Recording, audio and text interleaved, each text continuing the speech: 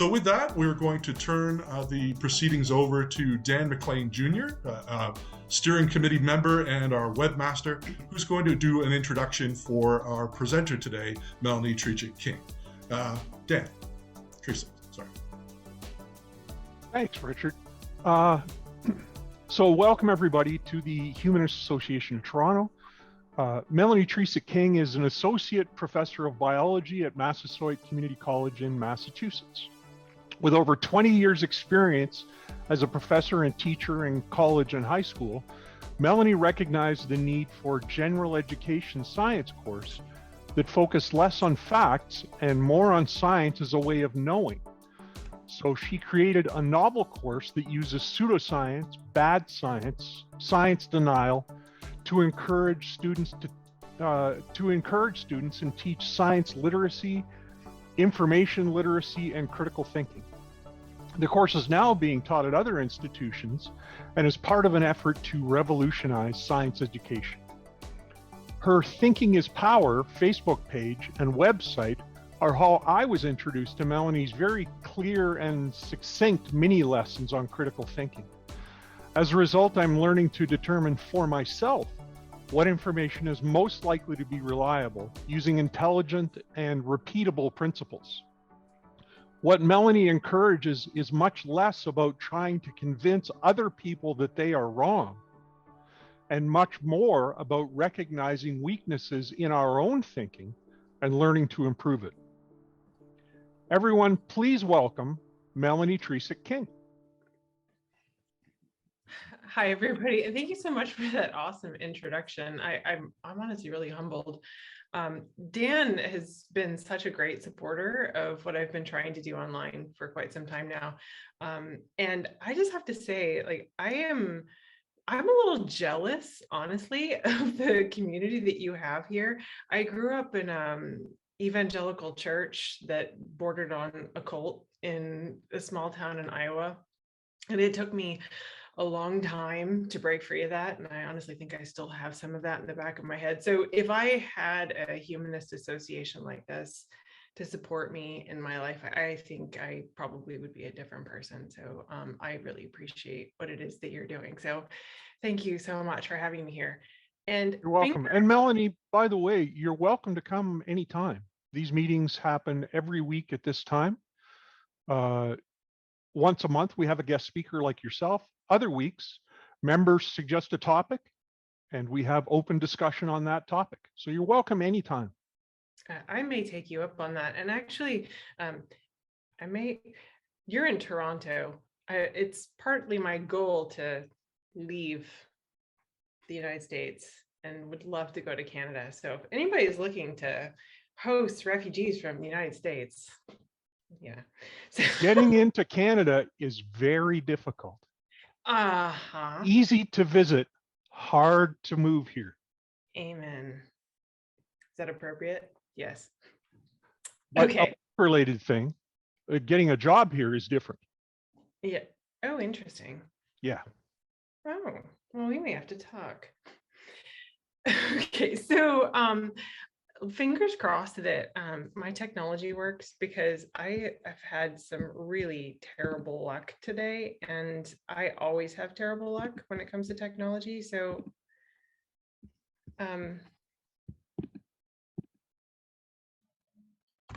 what are you seeing? Do you see my why facts don't change your mind slide? Yes, yes. And speaking of slides, somebody's sliding down an elephant's nose. Indeed. Yes. I love to make these graphics. They're super fun. You don't see all of my scribble, do you? Just, oh my God, I figured it out. Yay. Okay. So we get to talk today about one of my most favorite topics to talk about. And it's one of my most favorite because it is absolutely fascinating to me. And it's taken me a long time to try and understand this. And even in the wild, I still have trouble figuring this out. So we're going to try and understand why facts don't change our minds. And I'm going to tell a couple of stories in here, Elephant in the Rider and the Aliens. So just backing up here a bit. We seem to be really polarized these days. I realize I'm talking to a Canadian audience, but I'm down here in the frying pan, and we have post-truth and alternative facts, and I'm on social media a lot these days, and it's kind of a scary place sometimes. People are really convinced that what they believe is right, and honestly, some of the things that they believe are it's astounding to me that people can believe some of these things. And I say that with some humility, realizing that I certainly believe some things that are not true. Nevertheless, to me, some of these beliefs seem a little out there, but it makes having productive conversations really difficult. Importantly, though, I'm excited to share that there is a solution, which is critical thinking. And an important aspect of critical thinking is metacognition, or thinking about our thinking, trying to understand how we think. And so that's what we're going to do today, is try and understand why our thinking can lead us astray. So as I said, people can seem to believe some very strange things, and they refuse to change their minds, even when presented with clear evidence that they're wrong. Here's a question. I've given this presentation to a disparate number of groups, and I always ask them two questions. The first is, what brings you here? Like, what kinds of topics or issues would you like to be able to discuss with others to change their minds? Because that's usually what we want to do, is we want to change someone else's mind. But also, what have you changed your mind about? And that's actually a really hard question, because most of the time when we do change our minds, if we do, we don't realize we've changed our mind. It's called change belief blindness. We've changed our mind, but we think we always held that belief. It's to protect our own sense of identity. And but nevertheless, it is an interesting exercise, one to reflect on later. What have you changed your mind about? But to start this, I'm going to tell you a story. It's one of my favorite stories about one of psychology's most famous and important studies. So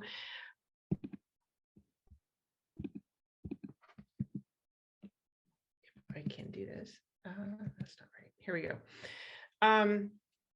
In the 1950s, Dorothy Martin, who was a housewife outside of Chicago, and a psychic, she received her messages by what's called automatic writing, which is, so the messages would come to her and she would write, and the messages would be received through some other supernatural force. Okay.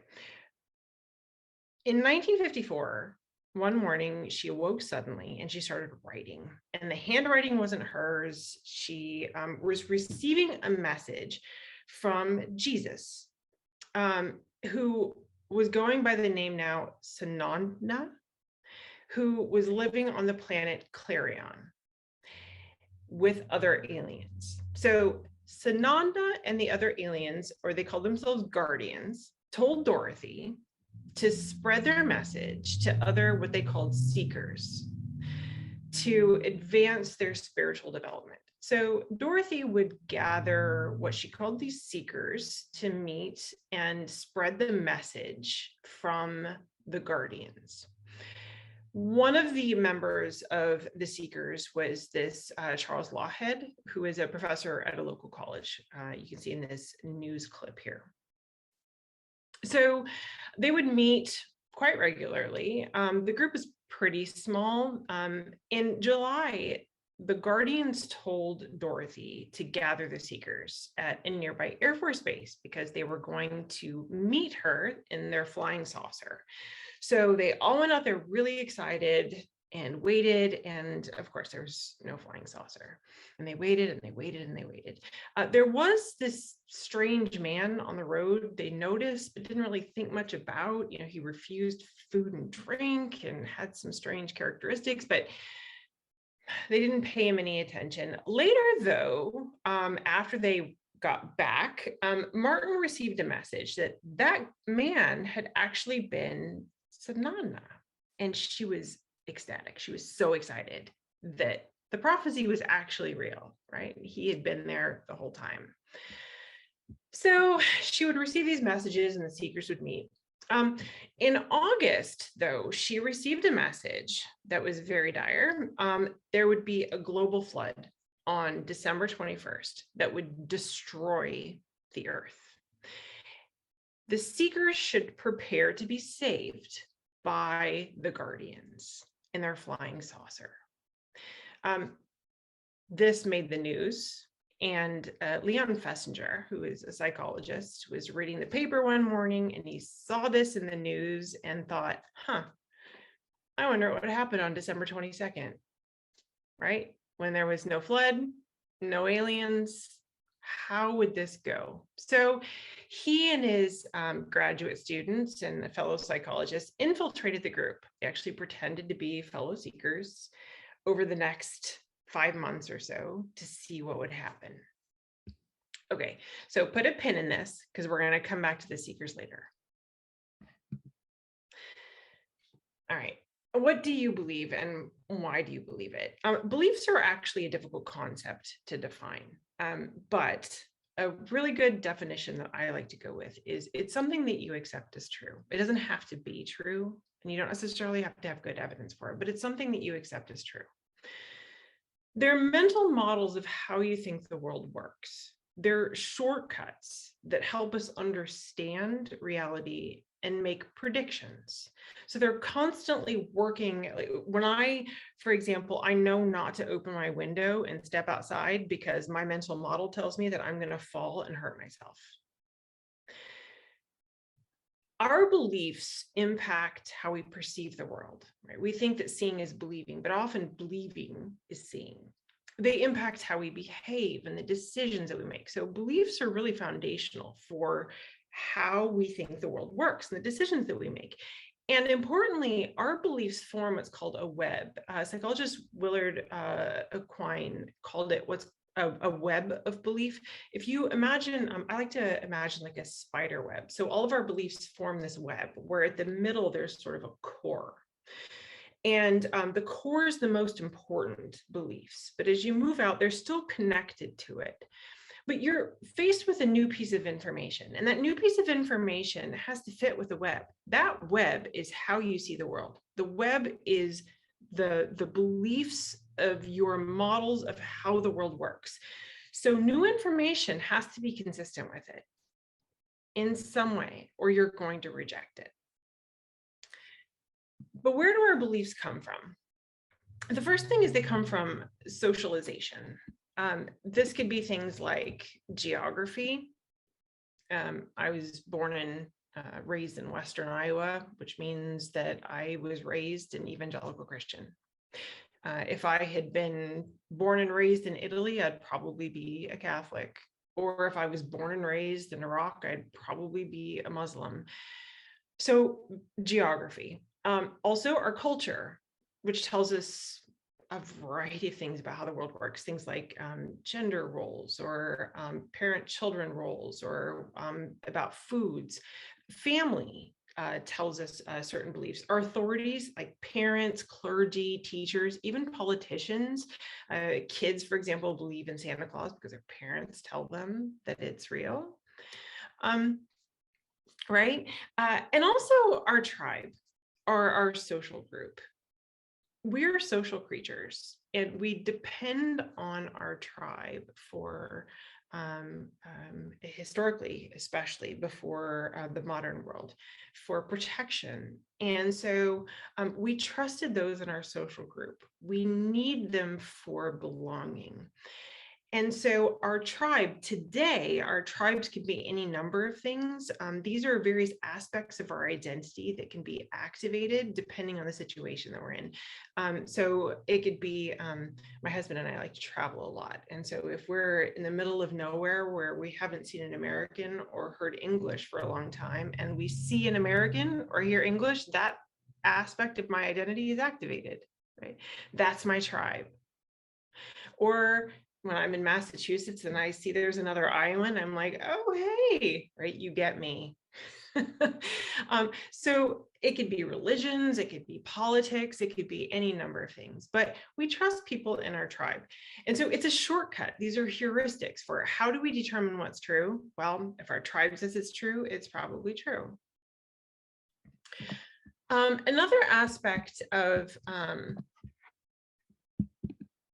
another source of beliefs is our personal experiences.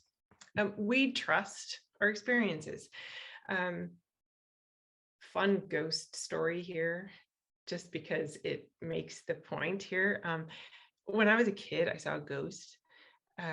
My grandma was staying over, and I remember she was sleeping in the bed next to me, and I felt this like cold hand on my chest, and was holding me down. And I couldn't breathe. And I wanted to yell to my grandma that, wake up, I need help. And I couldn't. And then I felt this like fingernail up my arm like this. Actually, to this day, I will not sleep with my arms outside of the covers. It's just silly, right? So this fingernail up my arms, I saw the ghost. It was this old woman. I was terrified. I've had that experience. I continue to have that experience, although the ghost is different. It's sleep paralysis. Sleep paralysis is this in-between state where our brain is active, but our body is still shut down. And if you've ever seen like pictures, artwork of demons or aliens or ghosts holding people down at night, that is sleep paralysis. Humans have had this experience for as long as we've been human, because it's part of the mental circuitry. But how we explain that experience is cultural. It's depending on the time and experience. For example, now I know that my ghost looked an awful lot like the Disney witch from Snow White. Right? That's how my child brain was trying to explain why I couldn't move. But so many people have these experiences. Why do they believe in ghosts? Because they saw one. Why do they think homeopathy works? Because they tried it. Or acupuncture, because it worked for them. Why do they think aliens are real? Because they saw it. Here's the problem with personal experiences. These are anecdotes, and our personal experiences can fool us. We are easily fooled. Richard Feynman has this great quote, the first principle is you must not fool yourself, and you are the easiest person to fool. I find that lesson is one of the most important fundamental lessons to teach my students. First lesson, I need to fool you, because if I just told you could be fooled, you wouldn't believe me. So I'm going to fool you to prove it to you. Now we can go with don't trust yourself. There's other ways of knowing that are more reliable. Okay. But all of this boils down to trust. We trust ourselves. We trust authorities that we trust. We trust news sources that we trust our tribe. We have what's called a trust bias. We believe what we see or hear. Believing is easier than questioning. Questioning takes a lot of work. The mental brain power of turning on, going, you know what, is that true? Let me think about it. That's a lot more work than just accepting it as true. So most of the time, when we hear something, when we see something, we just believe it. I don't think most people recognize how much of what we know or what we believe comes from trust. They think that they know things and have good evidence for it, but their evidence actually is just trust. But this underscores the importance of placing your trust wisely. Is the random YouTube video a trustworthy source, or is an investigative journalism piece from the New York Times more trustworthy, right? So place your trust where it is deserved. So our beliefs come from a variety of sources, but most they come from trust. But not all beliefs are the same. And it's important to distinguish between the types of beliefs. So I categorize beliefs that this broad classification of beliefs between things that can be proven wrong and things that can't be proven wrong. And it's not necessarily to say that one type of belief is more true than the other. It's just important to note the difference in the types of beliefs. So when trying to determine if a belief is true, one of the most important first steps is to ask yourself, can I prove it wrong? And if you can't prove it wrong, then that is the type of belief that we call unfalsifiable. So a falsifiable belief is one in which we can think of evidence that would prove it wrong. It is an objective belief. This is a really difficult concept, by the way. It's the foundation of science. Students really struggle with this concept. So we can talk about this more later if you like, and I can ask any questions if you'd like now, but with falsifiable beliefs, if a belief has been shown to be false, if something has been falsified, like for example, the earth is flat, that's not true. So that's a falsifiable belief. It's just false. It's a falsifiable belief. Unfalsifiable beliefs are things that we can never show to not be true. And there are 4 types of beliefs that can't ever be shown to not be true. The first one are the subjective beliefs. These are opinions and preferences, emotions, values. I always use cats as an example as I can because I'm a crazy cat lady. But for example, I think kittens are cuter than babies. Cats make the best pets, right? So look, you can never prove me wrong, right? It's my preference, right? It is my opinion that is truly an opinion. Importantly, studies show that we think that an opinion is a fact when we agree with it, and that a fact is an opinion when we don't agree with it. And that's not what that is, right? An opinion is something that can never be shown to not be true.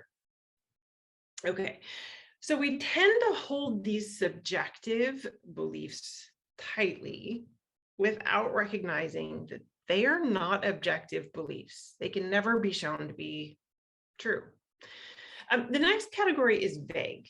So a vague belief is something that is too vague to be tested. So I always tell myself, if you're going to tell my students, if you're going to design a test to falsify this hypothesis, what would that look like?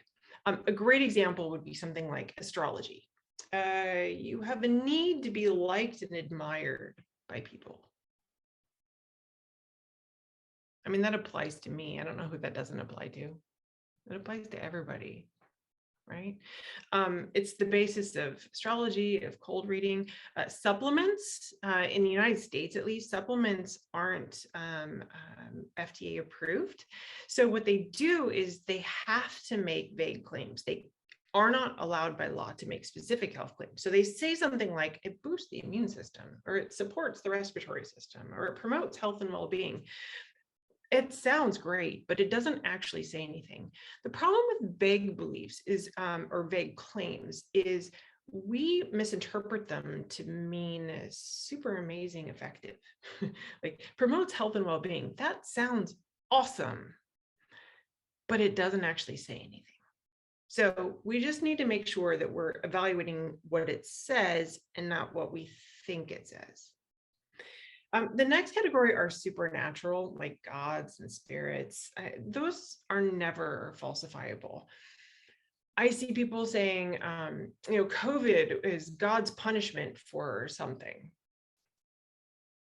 We're never going to be able to know that for sure. That is not falsifiable. There are exceptions to this. So if somebody said that like a global flood was caused by God, a global flood is testable. We can look for evidence for a global flood. We can't look for evidence that God was a cause. If I said I could read your mind, we could test that, right? So if I said I could bend a spoon with my mind, we could test that. But just a God or spirit, we can't. And the last category are excuses. These are things like moving the goalposts, or conspiracy theorists are masters at this, in that all evidence supports the conspiracy. Conspiracies are immune to evidence. If evidence disproves a conspiracy, it was planted. Or if evidence is missing, it was covered up. There's always an excuse that supports the conspiracy theory. One of the most frustrating for me when you're having a conversation with somebody is when they say, well, you know what, it's just my opinion. It's just what I believe. And that's the final, like, you're trying to have a conversation with someone about something that is objective, and their last ditch effort to protect something that they don't want to be proven wrong is to protect it by saying it's my opinion. But that's not what that is, right? So we need to make sure that we're clear in our mind about the difference between something that's subjective and something that's objective, and when someone is just protecting something. We'll get more on that later. Okay, so there's different kinds of beliefs. Now that we understand that, I have this great George Carlin quote. Have you ever, you know who George Carlin was, right? Okay, George Carlin. Have you ever noticed that anybody driving slower than you is an idiot, and anyone going faster than you is a maniac? Okay, this perfectly describes what psychologists call naive realism. Of course, my position is the right one. I've thought about it. I'm being reasonable. I've used evidence. The reason I hold this position is because it's the right one. I'm always right. It's others that are wrong. We're always thinking that we're unbiased and unreasonable. It's people who disagree with me that are biased and unreasonable. Substitute this for any number of positions in politics, for example, right? When we say my position, the reason I hold my position, I have all of this evidence to support my position. Of course, my position is right. People over here, of course, are wrong because of all these reasons. People over here are wrong because of my position is the right one. I know you've seen the dress. I'm just curious, and I don't know if you want to say it out loud, if you want to put it in the chat. What color is the dress to you?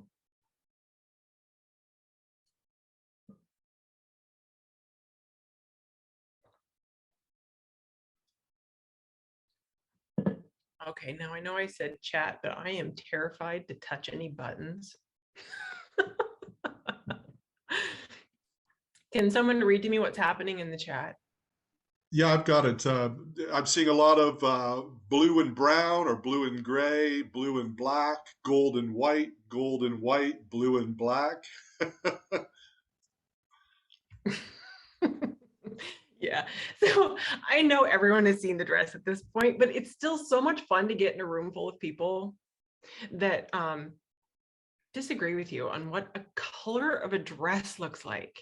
There are different examples of this too, and if you ever want fun things to, like, icebreakers to do around this topic for groups of people, use these ambiguous, there's even sounds, because you'll be sitting next to someone, go, my husband and I had the biggest fight over this one, I will say, because he saw it as white and gold and I saw it as blue and black. And like, how can you see that as something different, right? It's a color. I'm right, by the way, the dress actually is blue and black. But there's reasons that you see it differently. Nevertheless, we think that we perceive the world objectively as it is, but this is such a great, obvious example of how we're looking at the same thing, but we are seeing different things. When others disagree with us, okay, this is naive realism again. When others disagree with us, we usually then educate them with our facts. And once they have the facts, we assume that they're going to agree with us, right? They just don't have enough information. We give them the facts. If they don't agree with us, then they're stupid or they're evil. right? Different people can have the same information. They can see the same event and come to different conclusions. There is an objective reality outside of our head, and that's the goal of science, is to understand the objective reality. But we have to understand that our perception of that reality is subjective. It's an interpretation. It's based on our biases, our limited experiences, the background knowledge that we bring to it, our own emotions, and so on. So this graphic here, there is a true here, there's a true here, but there's a bigger picture that if we were to have conversations with others and be open to their different perspectives and have different testable hypotheses, we could come to a better understanding of what is real. But it does help us then to understand how people can see the same event and come to different conclusions. So for example, if you've ever been with somebody watching an athletic event and they're rooting for a different team, and they see calls completely different than you do, right? The officials are biased against you. The same call. It happens with protests. Like studies are literally, they'll show people protests, the same protest. And what they'll see is, based on their own biases, who broke the law and who didn't break the law. So different people will see the same news event and they'll think it's biased against them, right? And news bias is just not something that's negative against your side or something you disagree with, but that's what we think it is. So we need to understand that we're only seeing part of the picture. Also, how our brain works. Our mind is divided. This is an oversimplification, to be fair. And there's different, if you're familiar with Daniel Kahneman's work with System 1, System 2 is thinking fast and slow. It's the same principle. This is Jonathan Haidt's analogy, and I find it really useful for helping people understand how their brain works. So if you imagine in your head an elephant, and then there's a rider on top of the elephant. So the elephant is the part of the brain that is instinctual. It's the fight, flight, or freeze. It's the part that is prone to heuristics, the shortcuts, and the biases. It's emotional. It makes gut reactions. It's also in control. It's always on. It doesn't turn off. The rider sits on top of the elephant, and the rider most of the time just likes to go along for the ride. The rider takes a lot of work to turn on. The rider is capable of rational thought. The rider is the part of your brain that you think is you, right? The part that follows evidence to a rational conclusion. And of course, it's come to a position based on following the evidence. Your elephant has just convinced your rider most of the time that that's true. So most of the time, what the elephant is doing is it jumps to a conclusion, and then the rider is like, yeah, that sounds right. And then it justifies the elephant's conclusion. And it convinces others that the elephant is right. Jonathan Haidt says something interesting here with this dual processing theory, which is the goal of the writer here isn't just to justify what the elephant is saying, but it's to convince others in your social group that your elephant is right. This is why when you have, like, if you'll notice, it's easier to see in other tribes, but like a tribe of people that believe something that is just not true. But there's somebody that's really good at articulating the position that's not true. Like, they've got all kinds of evidence to support this position that's not true. It's mental gymnastics. That's the writer that has just gotten really good at justifying the elephant's conclusion. And then the others in the tribe are like, yeah, that's what we mean. So they elevate that person in the tribe. So the gut tells us what to think, and then the brain figures how to think it. I always like the example, Noom, the diet company Noom uses the elephant and the writer. And do you know what I'm talking about, Noom? So if you think like, I love cake. Actually, I love frosting. Cake is the vehicle for frosting. So if I get an opportunity to eat cake, I'm going to do it. I know it's not good for me. So I'll eat less during the day, or I went for a walk today, or I worked out, or I'm going to cut something else out, right? My elephant is like, eat the cake. And my writer is justifying eating the cake, right? So the elephant is in control. The bottom line here is that most of our thinking is emotional. It's unconscious. We're not aware of what's happening. Also, our gut is never wrong, in that we assume that what our gut is telling us is right. The elephant is just justifying it. So why don't facts change our mind? I'm assuming these are concepts that are familiar to most of you, but there's what's called an overconfidence cycle. So motivated reasoning is the emotionally biased search for justifications that support what we want to be true. Back to my cake. My justifications for eating the cake is an emotionally biased search for reasons why eating the cake is okay. Confirmation bias is the tendency to search for, favor, and remember information that confirms what we already believe. This comic over here is great. Once we have formed a belief, everything that we see supports that. And then, because we've used motivated reasoning and confirmation bias, we have evidence to support our beliefs. And so we get overconfident. So the overconfidence effect is the tendency to overestimate how much we know. It feels true. So feels true is true. Our minds cannot tell the difference between something that feels true and something that is true. Right? The feeling of knowledge is the same as knowing. And this is a problem if we're trying to find what's true, because we already feel like we know.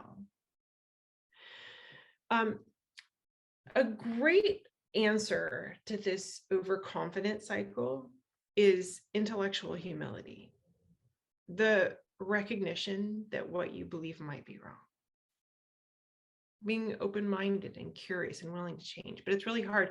I have a fun example for you here, which is, have you ever heard that the full moon causes an increase in crime, or causes students to act a little out there, or maybe causes the emergency rooms to fill up?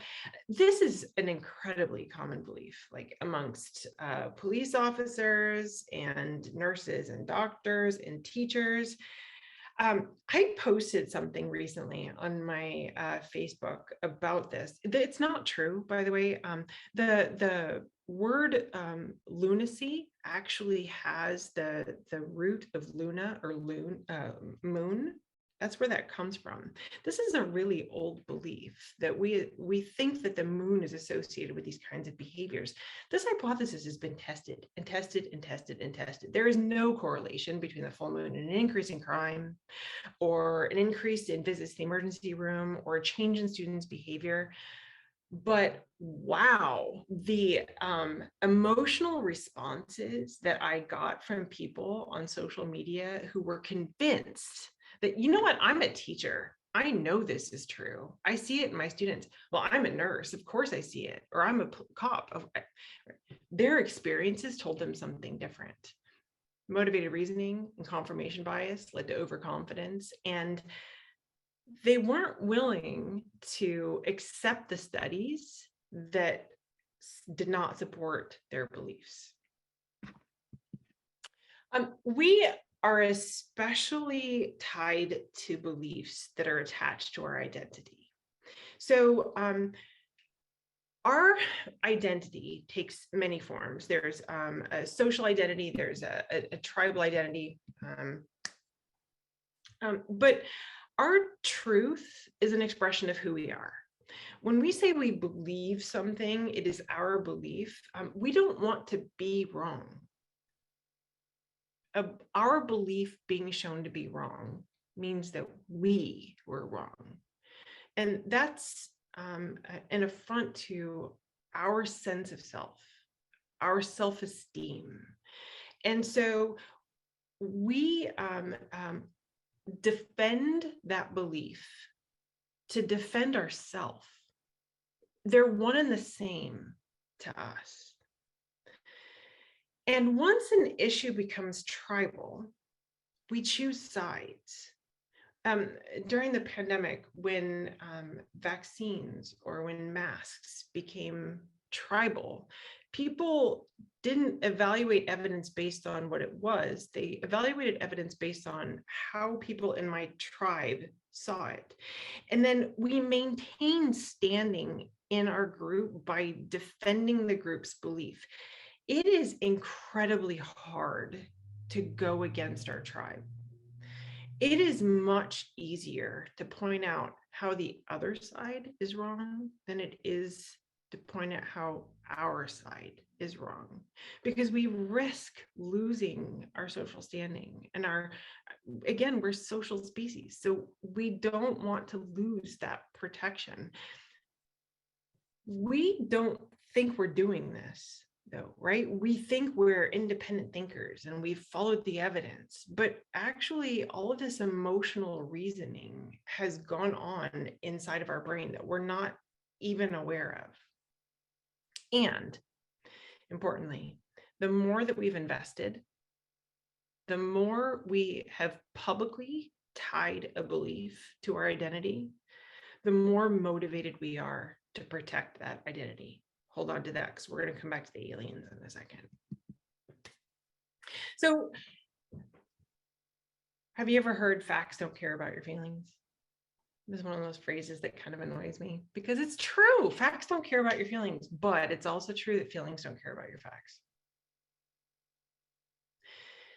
Facts aren't ever neutral.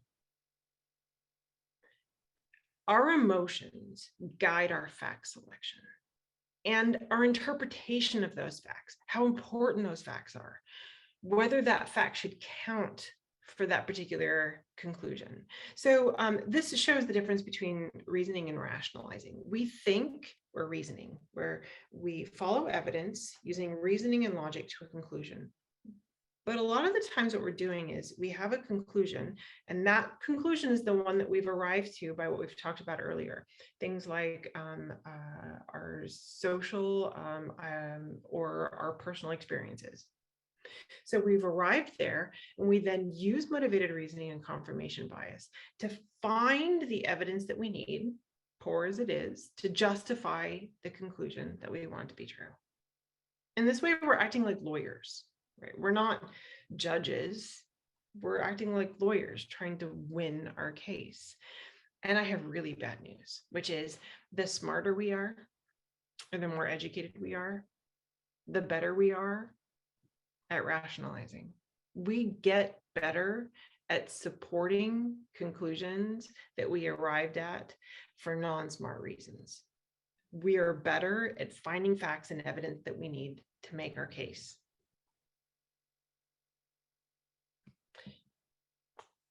So we talk about disagreements, and on the surface, it looks like people are fighting over facts. And that's what we do, right?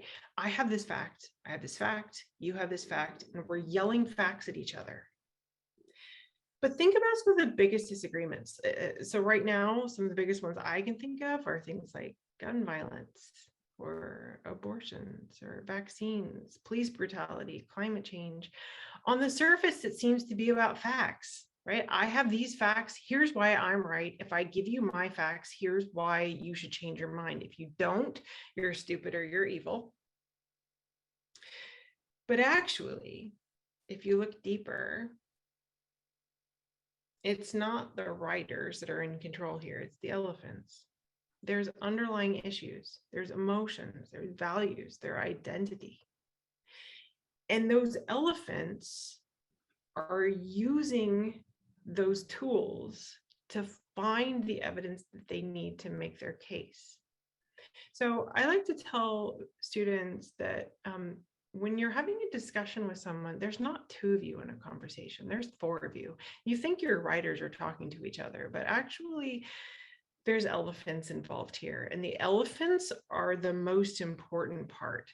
So not only recognize what your elephant is doing, but talk to their elephant.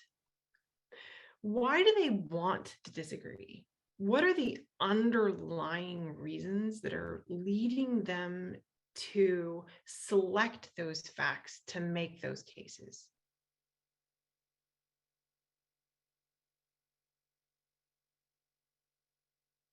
You ready to go back to the aliens?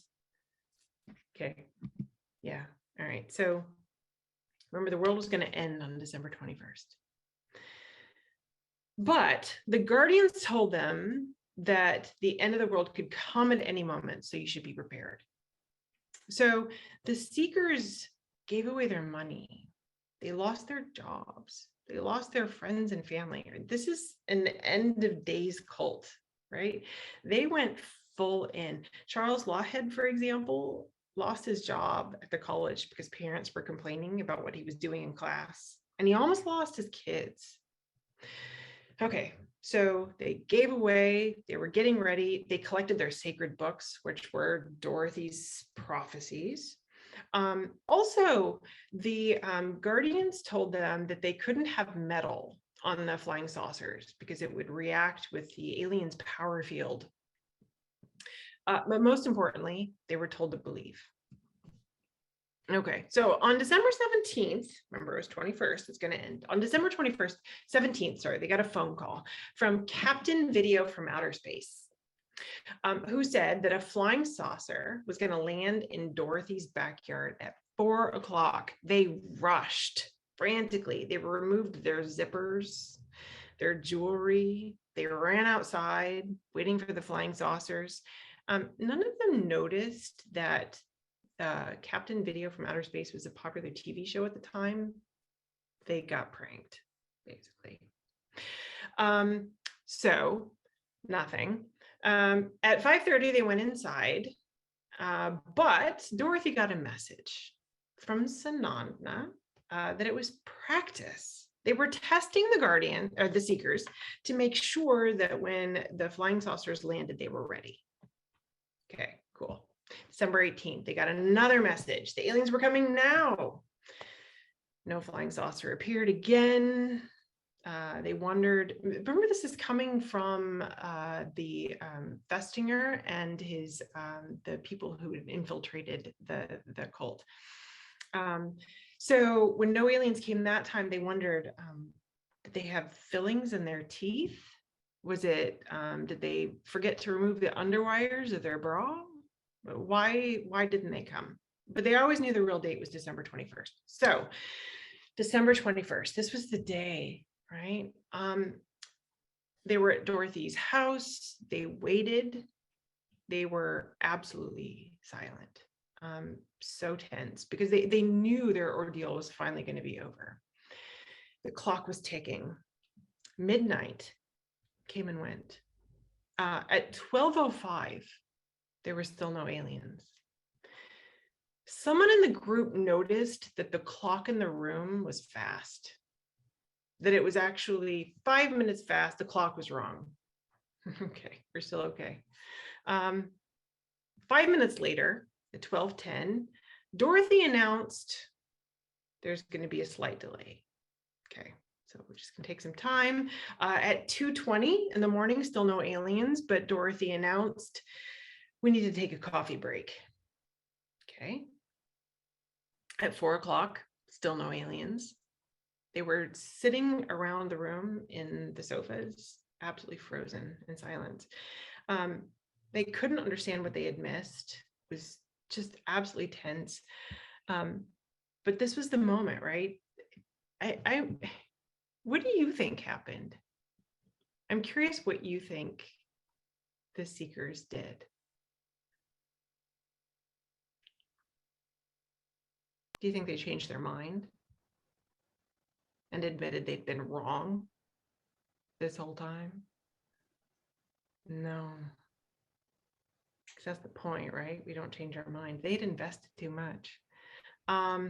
Okay, so at 4:45 in the morning, Dorothy received news. It was excellent news. Their actions, their beliefs had saved the world from destruction. There would be no flood because of their beliefs. And actually, not only had their dedication saved the world, at this point, they realized they were so onto something that where they hadn't really proselytized before, they did now. They went out and told the world about how their actions had saved the world. Charles Lawhead had said this quote here, I've had to go a long way. I've given up just about everything. I've cut every tie. I've burned every bridge. I've turned my back on the world. I can't afford to doubt. I have to believe, and there isn't any other truth. He'd given up too much to have been wrong. In his book, When Prophecy Fails, Leon Festinger said, suppose an individual believe, I know this is a long quote, but this is good. Suppose an individual believes something with his whole heart. Suppose further that he's taken a commitment to this belief, that he's taken irrevocable actions because of it. Finally, suppose that he is presented with evidence, unequivocal and undeniable evidence that his belief is wrong. What will happen? The individual will frequently emerge not only unshaken, but even more convinced of the truth of his beliefs than ever before. Indeed, he may even show a new fervor about convincing and converting other people to his view. They had sacrificed too much. They had attached their beliefs to their identity and made it public and given up enough so that they couldn't be wrong. I can't tell you how many times over the last few years I have seen groups of people, and I think not only I don't understand how you could believe that because you're clearly wrong, but they're making predictions, and when those predictions turn out to not be true, will they change their mind? And they don't change their mind. And so I have used this phrase, I use it in class. What will you do when the aliens don't save you? Your aliens aren't coming. What are you going to do when the aliens don't save you?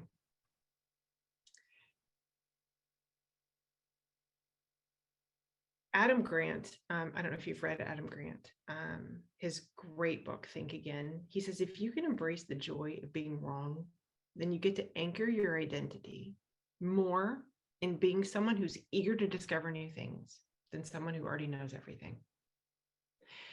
Separating your belief from your identity and being willing to be wrong and change your mind are so important to being able to align your beliefs with what's true. I made this exercise here to help my students sort through things. This is a basic epistemology exercise. If you're familiar with street epistemology or the Socratic method, it's very similar. There's a lot in here. I always recommend practicing with a belief that's less important to you first, that's less triggering, so you won't be defensive. But, first, how sure are you that it's true? Proportionate. It's not yes or no, black or white. And try to avoid 0 or 100, right? So proportionate, put it someplace. Where did it come from? So really think about, how did I come to this belief? Did I hear it from a family member? Is it a personal experience? Where did I get this? What are your reasons for believing it's true? This is the evidence that you have to support it. And then how would you figure out if it were true? Is it something that you can prove wrong? Is it falsifiable? And if so, what evidence would you use to determine that? How would you feel if you were wrong? This gets to the elephant here. If you're triggered by being wrong here, then you need to be aware of how much your elephant is impacting your reasoning. And finally, what evidence would change your mind? If you can't come up with evidence that would change your mind, I would say you're in the danger zone because you should always be able to change your mind. These are on my website too, if you want them. So I have resources here, and Dan can point you to them as well. You can always connect with me afterwards. But the stories that I put on here and the readings, they're on my site. So I am happy to answer questions now. If I can figure out how to do this. Thanks very much, Melanie. That was great. There was so much more in depth about the elephant in the rider that I've never considered before, and I'm going to have to look into that a lot more. Thank you. I'm glad that was useful. I find the elephant in the rider to be really useful. Richard, can you take charge of facilitating the discussion? Yeah, absolutely, Dan. No Great, problem thank at you. all. So we do have some questions for Melanie here. I'm sure there are lots. I've got a few myself, but before we do that, we're going to go to the floor and talk to our members. So again, if you want to raise a question or a comment, maybe keep the questions right now, or maybe move to discussion a little later in the presentation. But so questions to start with, if you don't mind, and make sure they're questions and not endless comments.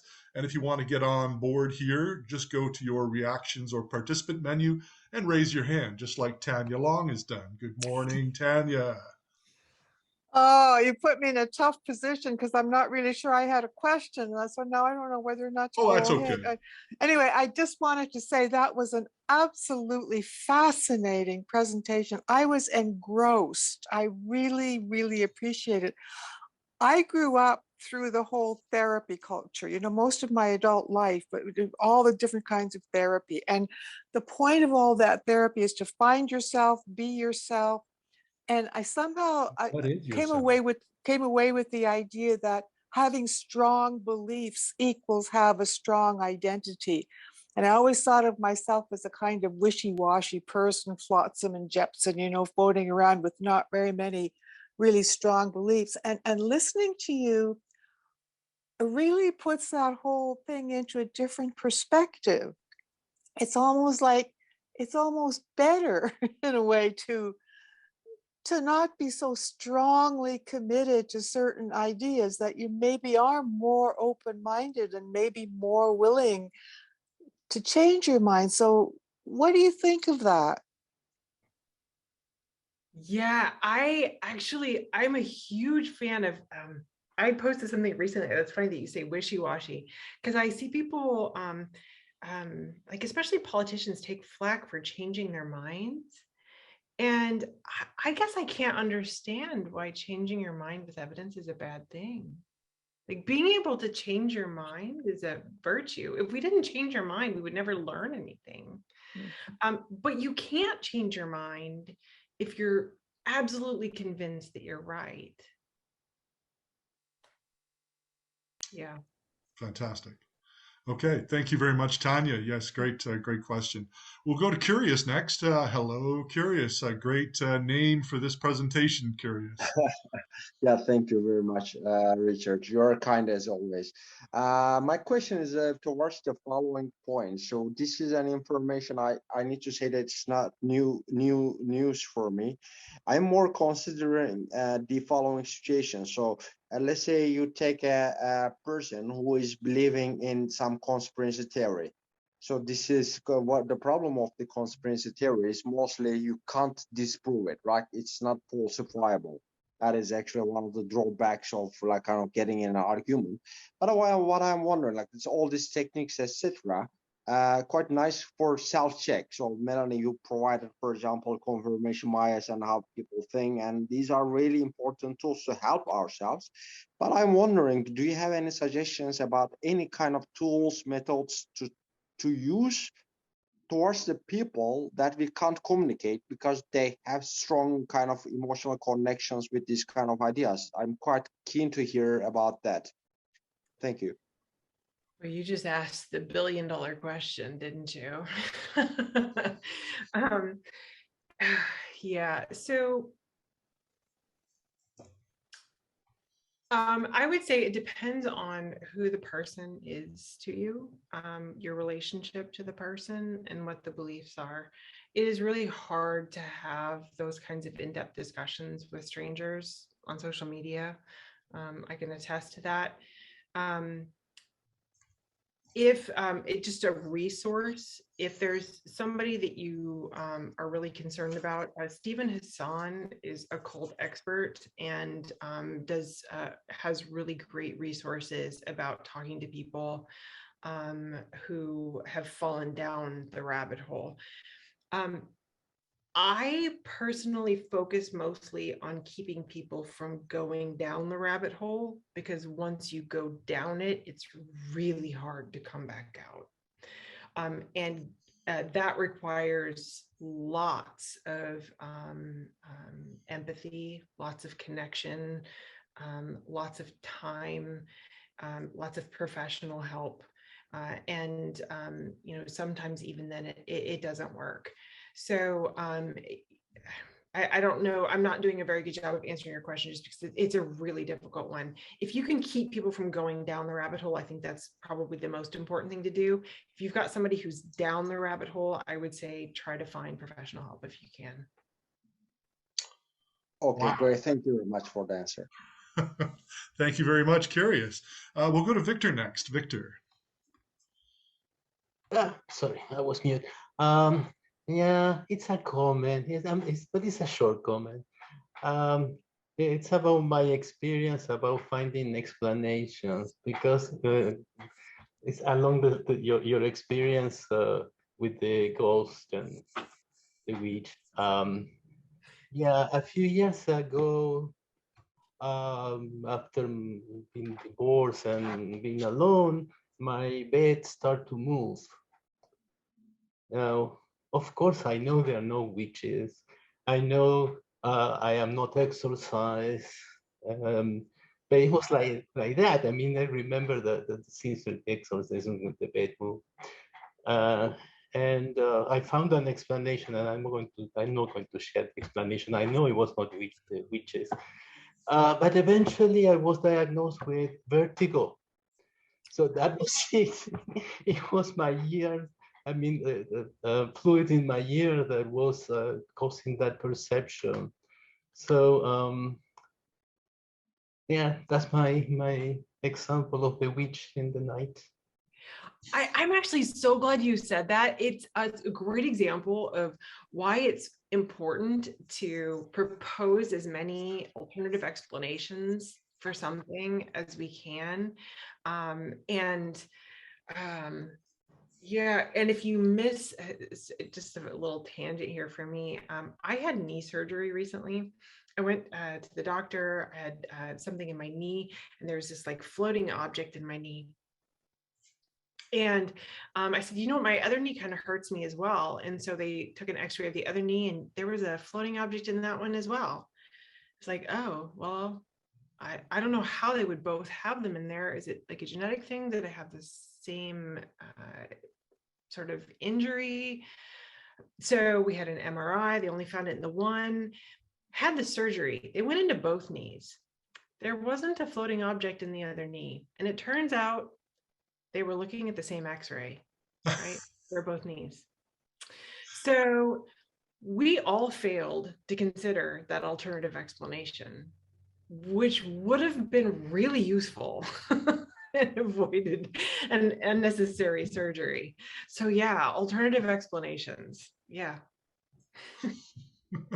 That's great. Thank you very much, Melanie. We've got a question from Wei now. Wei, go ahead. Thank you very much, Melanie, for this excellent presentation. Like you, I taught in a community college. Actually, I ended my educator's function there in Seattle Community College. It's wonderful experience because we emphasized critical thinking in everything we taught in every course. Now, my question is similar to what the other questions have been put to you, and that is, how do we change people's mind?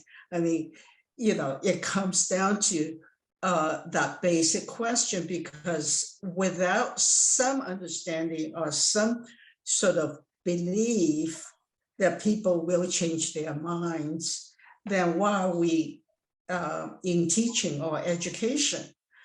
One of the people, I'm a sociologist in social sciences, one of the writers and political scientists that I admire the most was, for years and years and years, he wrote about Japan.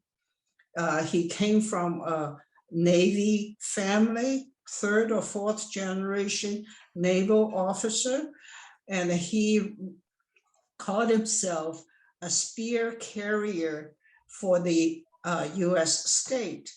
But then after his retirement, he wrote 3 books on how the American empire was impacting the world.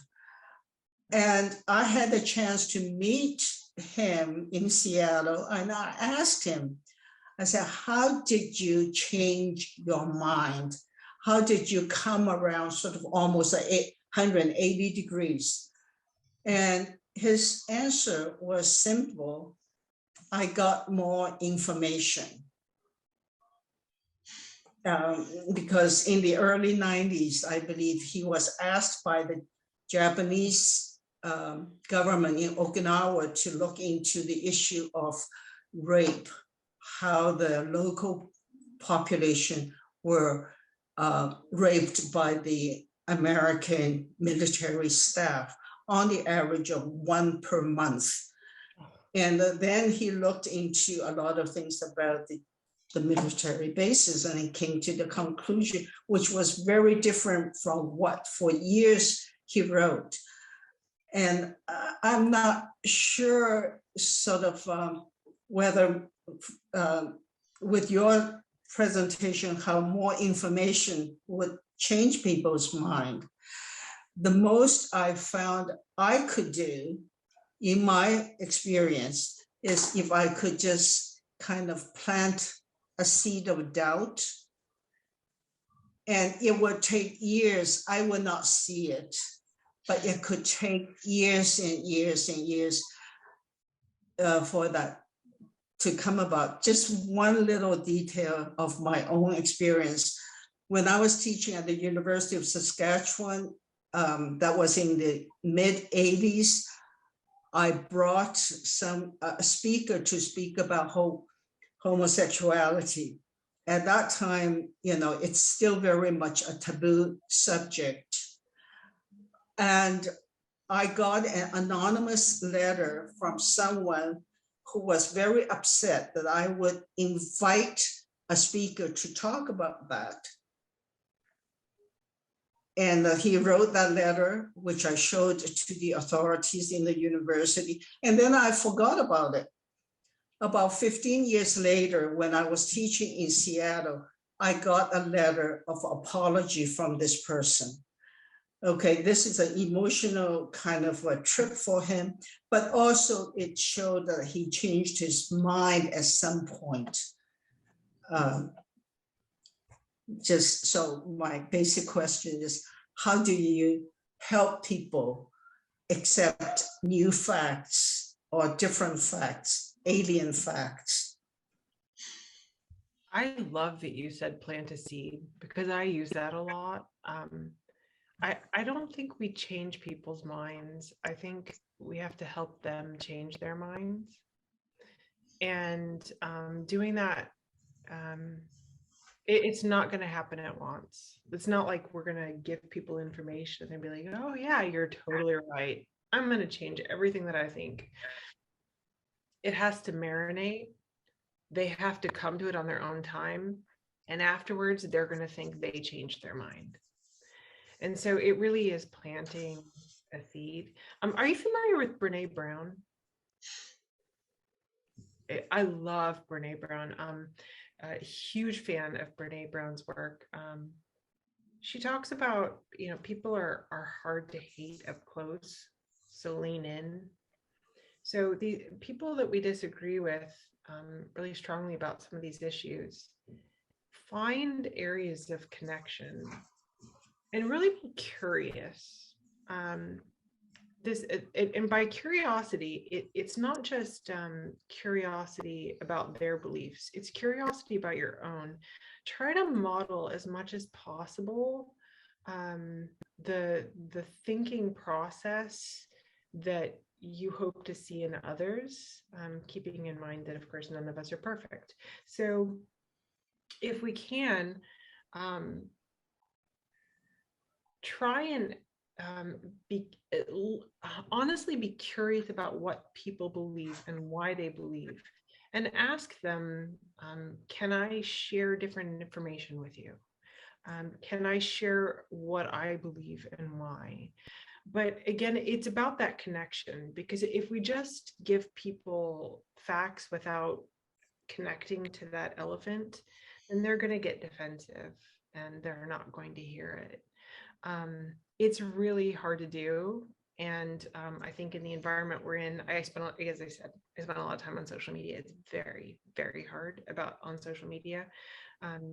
But I think the more of us that are showing this kind of humility, this kind of willingness to be curious and skeptical about our own beliefs and what critical thinking looks like in real time, and changing our minds, and that being a virtue. It's hard sometimes not to be really hopeless about the big situation, but I think on a personal level, it's about all we can do. May I ask who the person that you were, the author, who that was? Sharmas Johnson. Can you put it in the chat? Do you mind? Okay, he died a few years ago, but his books are still around. Okay, I'm curious. Thank you. Okay, thank you so much, Wei. We'll go to Catherine Francis next. Good morning, Catherine. Good morning. I have so much to say. First of all, I've read at least one book by Carol Tavris, and I'm guessing you're probably familiar with her because a lot of it is the same message, and watched I don't know, TED Talks or something by her as well. Anyway, so here's my little experience in grappling with these entrenched beliefs. So 3 weeks ago, it was my topic on taboo subjects, and one of the people who's part of our group but not here today has very different views than I do, and most of us do, about a certain taboo topic, and that had to do with like race and IQ, etc. And so she cited the works of Charles Murray, who's kind of notorious for that stuff. And she said, read his book, Human Diversity. And I thought, I've never actually read his book. I've just liked him without actually having read. So I thought, okay, I'm going to challenge myself. So I read it, and I just finished it. And so a lot of what you said came up for me. For example, he made his reputation on writing the bell curve. Can he really go back and say, oh, oops, I was wrong? No. So everything he's done, no matter what the science changed since then, still supports his same views. But then, of course, I'm also coming at it reading, having a very different view. So I'm just discounting everything he says because it's not in keeping with my views. So my question is, how do I keep an open mind? How do I keep an open mind that, well, maybe he's right. Maybe the science will actually prove him right. Can I ever change my mind if there's actually, say, genetic evidence, which there isn't now? That I satisfied myself, because even he says that. But let's say someone came up with genetic evidence proving he's right. Can I ever accept that, or am I just too entrenched in my views that it's impossible? So sorry for long ramble. No, and wow, that's a doozy of a question. Yeah, and if I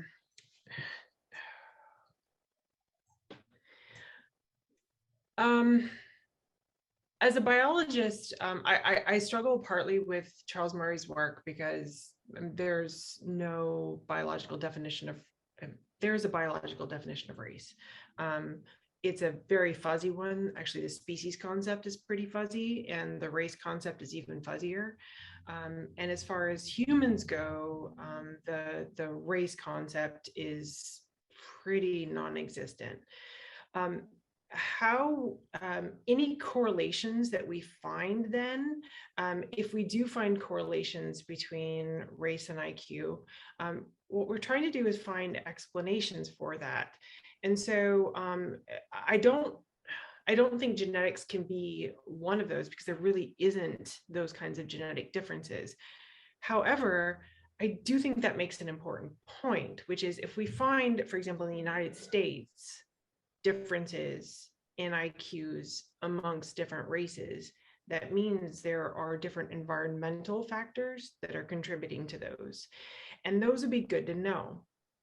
So I guess all that's to say, it's important to consider people's hypotheses, no matter how offensive they may seem, but try and evaluate the evidence that we have for them. Look, my husband is Black. I personally find the idea insulting to my very core, the idea that somehow Black people are inherently genetically less intelligent. So I get that. But that doesn't mean that those correlations aren't necessarily real. And if they are real, then how might we address those? Another something similar to that might be like with IQ correlations with males and females. The average seems to be the same, but the bell curve for males is wider than it is for females. So that's interesting to note. And there is sex differences as opposed to biological race differences. All that's to say, I don't think any question should be off limits. But I do think that we need to make sure that we evaluate evidence. And yes, correlations do not prove causation. However, there are some things that we're only ever going to have correlations for, because we can't have causation for studies that we can't control for. And we can't control for things like, right now the big one in the news is, with gun violence. We don't give populations guns to see if they kill each other and themselves more than other populations, right? So what we can do is just look at different populations and see what kinds of things correlate, and then try to come to a better answer. So triangulate and try to get there. But I do understand being inherently triggered by certain hypotheses, and then wanting to discount what people say because they've proposed a hypothesis that I find insulting. But then I also need to know that about myself, and then try and assess it for what it is. I rambled. I hope I answered your question. That was a lovely answer. Can I just make one comment on the guns? We do actually have controlled populations. I mean, Canada's one of our controlled populations, say, to the US, and you take Japan or somebody else, or Australia, where they don't have guns, so, but that doesn't change anyone's mind. Well, but again, those aren't controlled. In that, in a controlled study, what we would do is take like a random sampling of a population and assign a treatment. So assign one group to get guns and assign the other group to not get guns. We don't do that. But we do then have lots of other populations to compare to.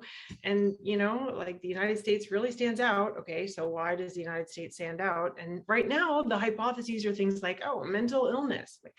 I really fail to see how the United States has more mental illness than Canada, for example. Or maybe, I've seen any number of hypotheses, all of them except for the fact that we have more guns.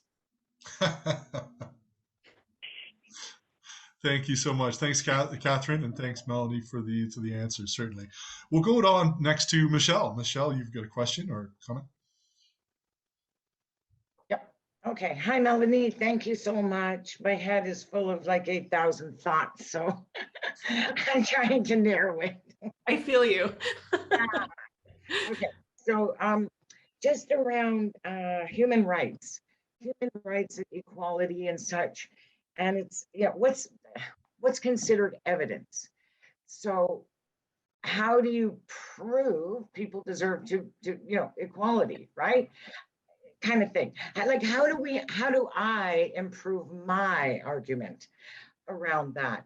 And like for example, we're all just human making choices for ourselves, right?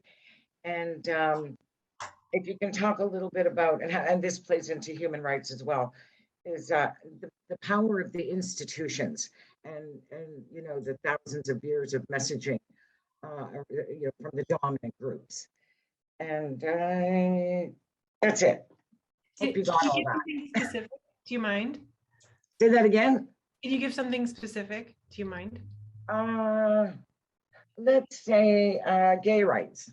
I don't know, trans rights, gay rights, any kind. I was adopted, so I fought for the right among, with many people for me to know, get my own birth certificate, have possession of my own birth certificate, and I had to prove that I had the right to do that with evidence. You know what I mean? Like, I had to convince a bunch of people who for century, well, the last century anyway, believed that I did not have the right. And people still challenge me who know nothing about it because they have a bias. They got the same message, but they didn't dismantle it like I did. So anyway, my point is how do you convince somebody that you are fundamentally, you deserve the same human rights they do when they argue with you? Maybe that's it. Yeah, that's because what that's coming from is a value or some sort of supernatural belief. And if I might just relate that to my own experience, the reason I left the evangelical church, I figured this is the safe place to share this kind of thing, right? I was, the earth is, I was taught the earth is 6,000 years old. That is testable and disprovable. I was taught that God made everything all species as they currently are. We can't test whether God made everything, but we can test whether everything has existed in its current form, right?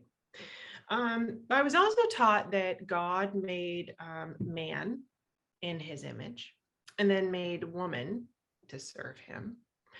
And that her sin was the cause of all sin in this world, and that therefore justified women being second-class citizens and any number of things in the church and the community that resulted from that. And it wasn't actually, it's funny, it wasn't my science classes in college that caused me to change my mind. I remember sitting in World Civilization 1, the ancient civilizations, and the professor was describing the different gods in different ancient cultures and how different cultures had created different gods to serve their different needs based on different environmental and cultural factors. And I thought, holy crap on a cracker, humans made gods, not the other way around. And it was like mind-blowing. But that said, how many laws in the United States, how many cultural beliefs of women's rights are based on this idea of a religious belief of women's place because of how God made them? You really can't argue with that, because that is not a falsifiable belief, and they're probably not going to change their mind. I fought that by leaving that, obviously. But in the law, that's something different. Now, I'm not a lawyer, but on a one-to-one basis with people, that's the kind of thing that you're dealing with is think about the root of where this is coming from, of why it is that people hold different values and different reasons why people have more rights than others.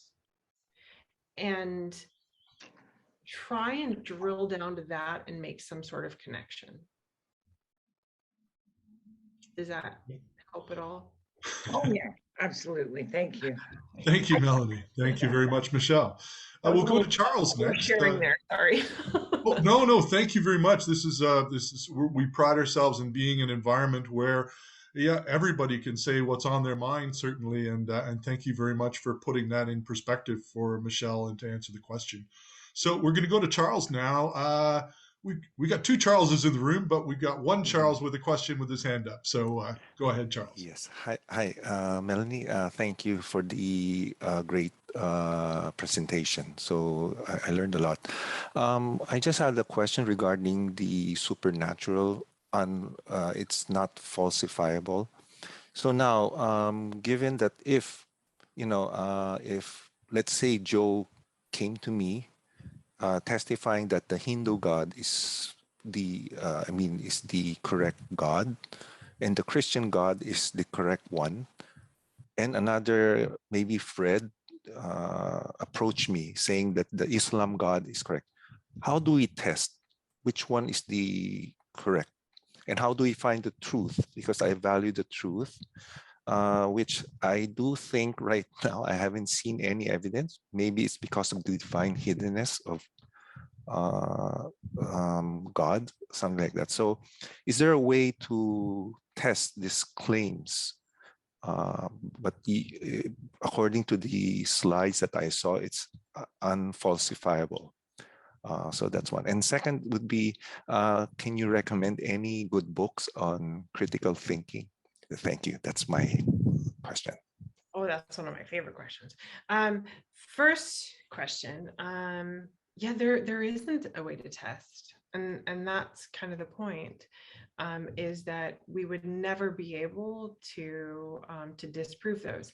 Now, people will give you evidence or reasons why their particular God claim is the right one. But that isn't the right question. The right question is, how would we know if that isn't true? And if we can't think of a reason, can't think of a way to find evidence to show that it isn't true, then that would make it unfalsifiable. Does that help so far? Yes, thank you. Critical thinking books. Adam Grant's Think Again. That's one of my favorites, recent ones. Stephen Novella, Skeptic's Guide to the Universe. I love that book. Jonathan Haber has a great book on critical thinking. It's more focused towards educators, but it is a really good book. If you've got particular, Ben Radford has really great books about investigating the paranormal.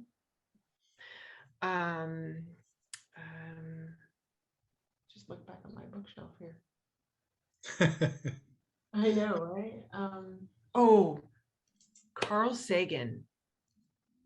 Have we all read Carl Sagan? Because if we haven't, it needs to be on your list. Probably the first book I would recommend is Demon Haunted World. He wrote it like 25 years ago, and it is as relevant as it ever was. Wonderful. Okay, thank you, Melanie, and thank you, Charles, for the questions. I've got a question of my own, and I'll slip in a comment just because I can. But earlier in the slides, you were, when you first presented the idea, or Jonathan Haidt's idea, of the elephant and the rider. I seem to think that you were saying or supposing that that there's some sort of human bias towards belief, and that we will proceed along a belief path unless there's some reason why we would want to engage our disbelief. And so is that number one, is that accurate? What I'm saying there, is that an accurate sort of a idea of the way humans work as a species? And the second question is, are there wild differences in that bias towards belief with individuals? Are some individuals very biased toward belief, and are there other individuals that are much less biased? Yeah, a great opportunity to introduce another. If you don't know Michael Shermer, he has some great, why people believe weird things. Michael Shermer introduced this idea of patternicity and agenticity.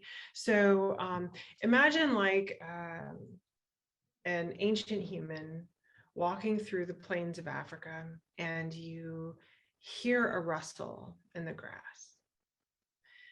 Is the rustle in the grass a predator, or is it the wind? So the decision that you make is going to make the decision whether you're alive or not. If it is a predator, but you think it's a rustle in the grass, you're dead. If it's a rustle in the grass, wait a minute, say it backwards. You know what I'm saying? The error is towards our ancestors were the ones that assumed correctly or incorrectly that it was a predator. We were either alive because it was a predator, or we're alive because we're paranoid. But either way, we are alive. But the rustle in the grass being a predator is also this idea of agenticity. This supernatural infusion, giving agency or intent to things that don't have it. Like, even imagine like a child with a teddy bear, and the teddy bear has like, they give personal attributes to the teddy bear. We're constantly giving meaning and intention to things that don't have it. So this agency, we have this, it's called hyperactive agency detection, or HAD. We're on this hyper display of finding agency where there is none. We think that the universe is giving us a good day. We think that that lucky penny is going to give us a home run, right? We think that turning on and off the lights 3 times is going to, make sure that we don't, whatever. We're constantly finding agency where there isn't any. So yeah, we're selected for belief.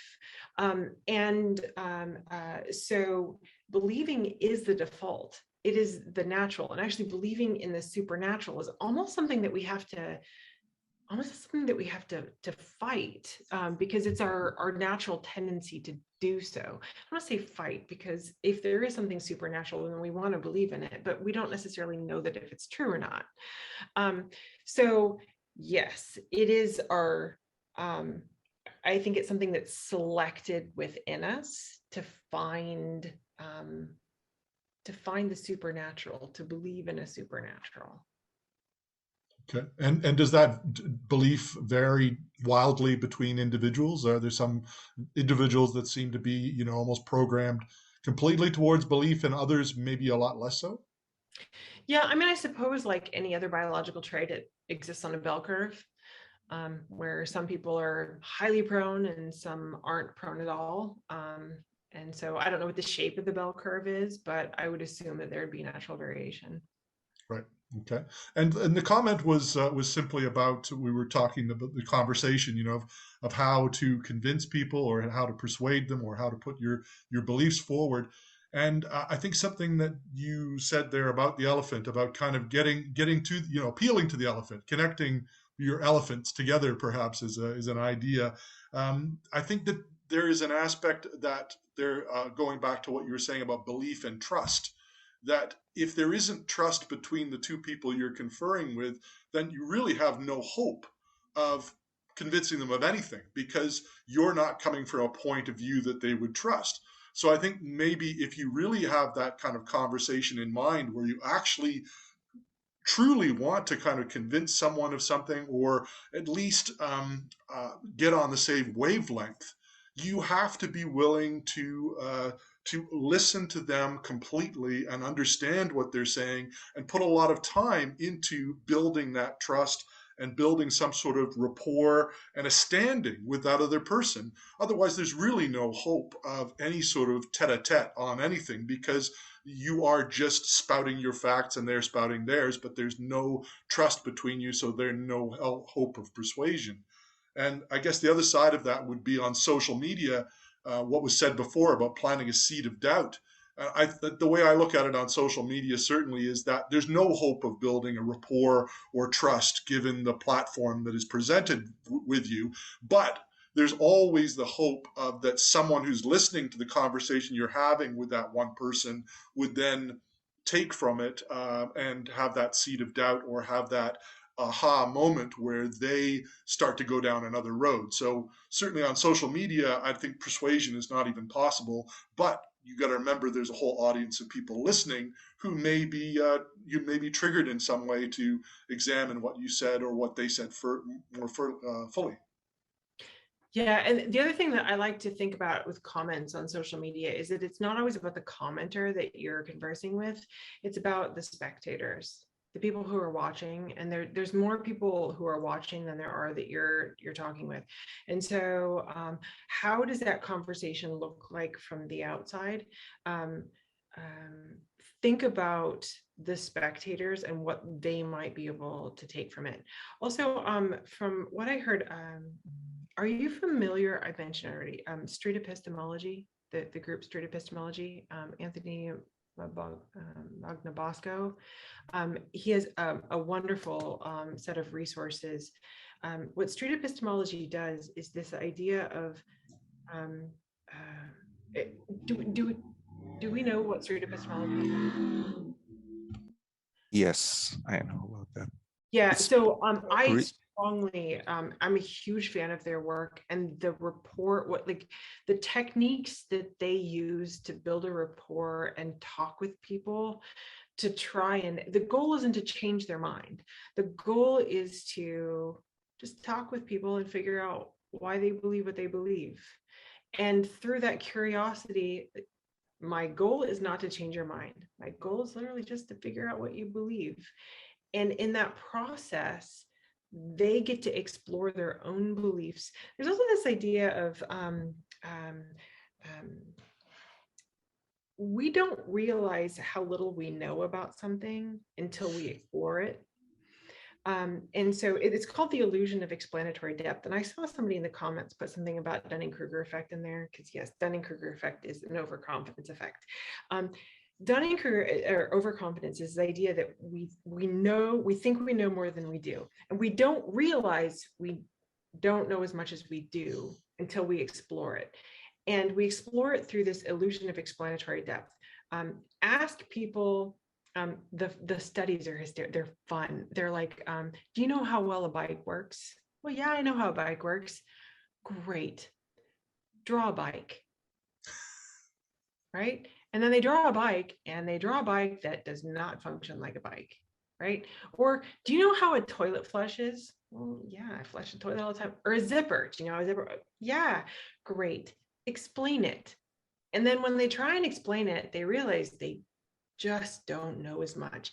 And by realizing they don't know as much as they do, they become more open to changing their minds. So they moderate their confidence and they become open to something else.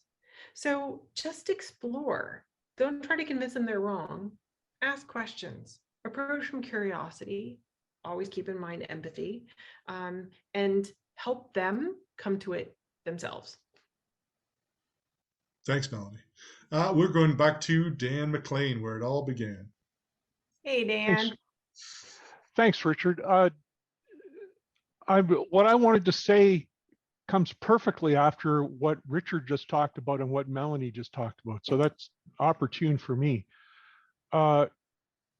Anytime I'm faced with saying something that I think the listener may disagree with, I'm dialogue hungry and I'm conflict averse. And as a result, I think I find myself having to find ways to become part of a conversation, an ongoing conversation that leaves the door open for both of us to feel safe to talk about what we want to talk about. I sometimes have to remind myself when the other person starts to escalate that my seeking to win is almost always a losing gambit. My goal needs to be to continue to be in conversation with that person, because our trust in each other to listen to each other and to pay attention to each other and to feel safe to express ourselves, for me, is a journey that makes further goals sometimes even feel unnecessary. It's really just about us sharing and influencing each other in that way. And one way I really had to learn that was when my mom was ill. She passed away almost a year ago. And I took care of both my folks until very close to the time that each of them died. Mom watched Fox News constantly and the shopping channel when she wasn't watching Fox News. And the shopping channel, she really loved the stuff about alternative medicine. And I had to make sure that I wasn't taking every opportunity to point out fallacious claims, and even not taking any opportunity to point out fallacious claims, because she was in her element. She was hearing things and would not be open to hearing any of my contradictions. So her contribution to me was that I got to hear these claims from the people who were saying them. I didn't have to see them on social media where they were taken out of context and commented on. I could see what the people at Fox News were saying. I could see what people promoting fallaciously supported health claims, I could see what they were saying, so that I had a good understanding of what she was taking in and some understanding of how she was digesting it. And when we weren't talking about those things, I could sometimes enter something into a conversation that was contrary to what she thought, whether it was about then President Trump or whether it was about anti-aging supplements. And I got to know that I could plant those seeds when we weren't in a time when she might feel threatened, and then just leave it. Just leave it alone. And often she would come back to me later when she felt safe, when she didn't feel threatened and want to talk about it. And this is even carried on into my songwriting. I wanted to not just write love songs, although I try to enter a lot of my own beliefs and a lot of ethics into my writing love songs. But I also wanted to write things that were more direct, and I didn't want to seem preachy. I didn't want it to be like I was walking into a conversation and forcing what I believed on people. So I try to enter it more subtly and often with some humor. There's one lyric, a love song that says, kiss me once and I'll be dancing. Kiss me twice and I'll be walking on air. Kiss me 3 times and I will fly. But say you'll kiss me again tomorrow, and if there's a heaven, I'll be there. And me putting in things like that to me say, I can't prove there's no heaven. I don't know there's no heaven. I don't think there is. I don't think it's real. But if there was, wouldn't it be beautiful? Because the next time you kiss me, that's where I'll be. That's what it's going to feel like. And I find that things like that put into my songs lead to more conversations after shows. People want to talk about those things. And I've introduced something about what I believe or a hint at what I believe in a way that's palatable to them and entertaining and that they're welcome to hearing. And then they can approach me to talk about what I believe and what I think without me having to make a lecturing point about it. So for me, being patient, being non-confrontational, and having the goal of being a continued welcome participant in the conversations. Wow. Thanks, Dan. There's such a place for musicians, for artists in this moment. My husband's a musician as well, and music can touch us in places that logic can't. And so it is very powerful. Use it wisely. And also turn off Fox News. There's a great Fox News Stole My Dad is a documentary about that, and Fox News actually got her dad, and the only reason she got him back was I think she unprogrammed the remote so that he couldn't get on Fox News anymore. Fantastic. Anyway. Okay, thank you, Dan. We'll go on to Paul Kaplan now. We're coming down to it. We've got a few more minutes left. We were going to fit in all the current commenters. If you've got something burning and haven't spoken yet, then please put your hand up now or forever hold thy peace, or at least for this week. Paul Kaplan. Yeah, I thought this discussion would not be complete unless I share something that I learned just last night at the monthly Zoom meeting of the Association for Science and Reason. Our presenter last night gave a very detailed blow-by-blow critique of, get this, the Creation Research Museum of Ontario. Yes, right here in our own backyard.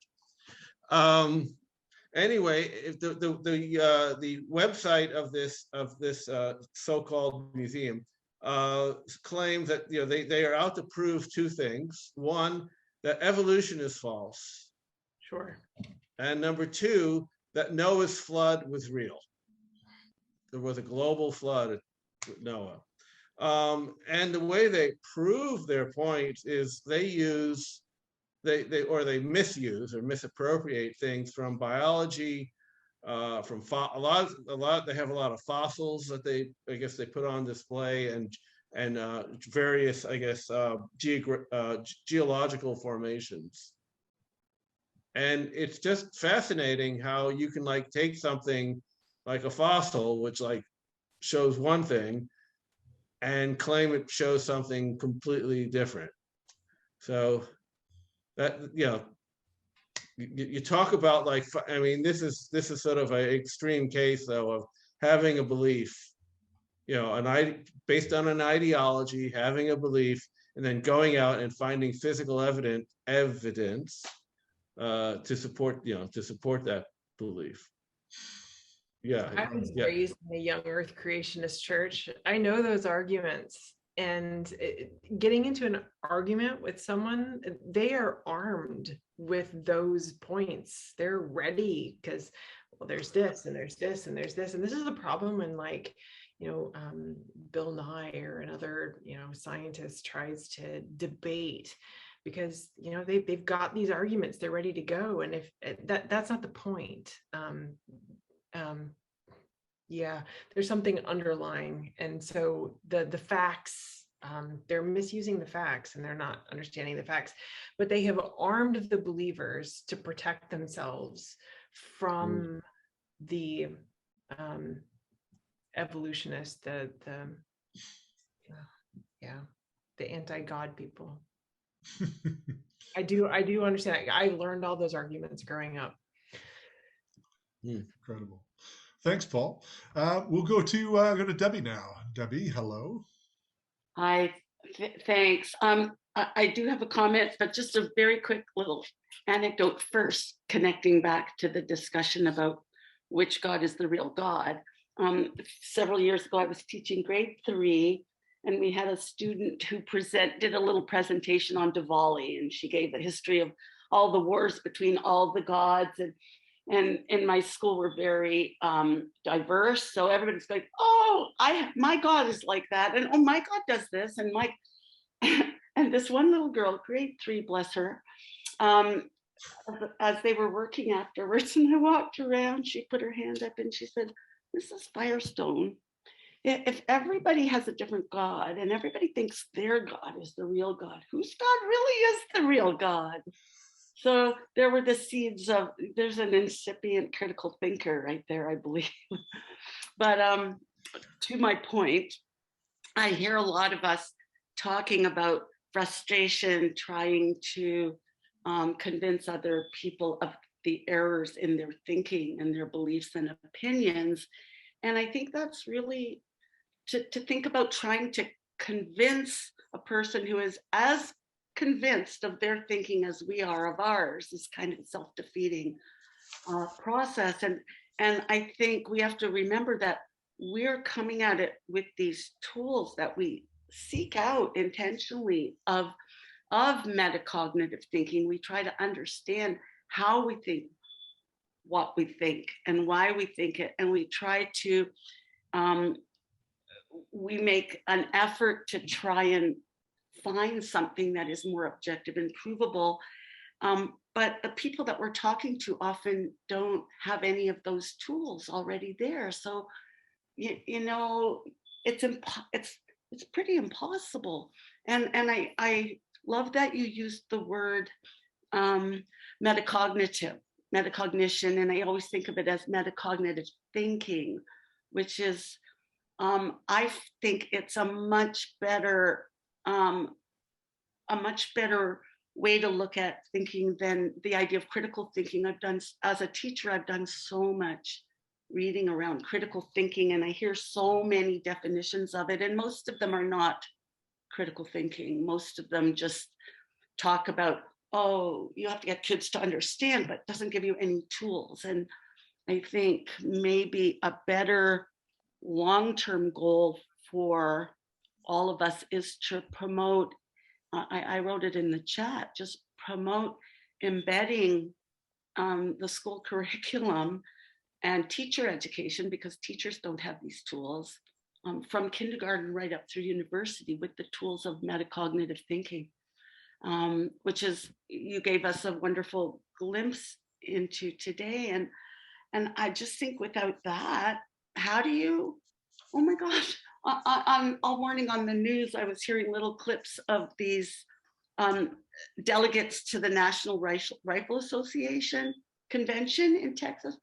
And how many times did I hear somebody said, this isn't about guns. This is because as a nation, we've gotten too far from God and we've taken religion out of schools.